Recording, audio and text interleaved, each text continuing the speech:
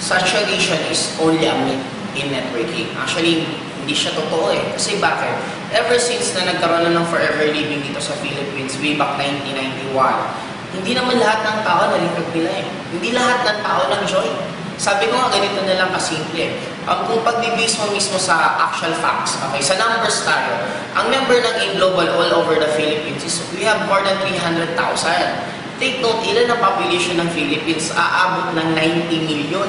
Kung on our 5 years, naka 300,000, sabihin mo na lang, same lang yung maulit na ma-recruit. On another 5 years, 300,000 ulit. Ilan pa lang members? 600,000 sa 10 years. Ibig sabihin, kung another 10 years, ilan? 1.2. Kumbaga, 1.2 million pala yung magiging members, mga 20 years na. Kaya kung iisipin mo, wala talagang saturation. Bakit? Imagine mo lang isang school. Sabihin na natin, ang re-recruitin mo lang isang school na college lang. Katulad, sabihin na natin, Lasal. Huwag kang lalabas. Hindi ka magre-recruit ng hindi taga-Lasal, kundi taga-Lasal lang. Paano mo sasaturate na ibig sabihin every year may bagong first year? Ibig sabihin, pag may bagong first year, may bagong magre-recruitin. Kaya kung iisipin, wala talaga siyang saturation.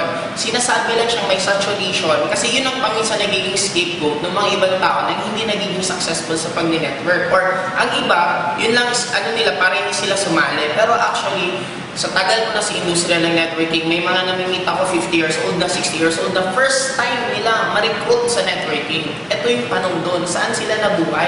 Bakit sa tinagal-tagal nila sa mundo ni hindi man lang sila na-recruit? Ibig sabihin, ang dami kang tao na ganun gagawin mo. Kung i-open mo lang yung mind mo, magta-try ka lang tumanong ka sa mga ibang tao kung alam ang networking, maraming tao hindi talaga nila alam.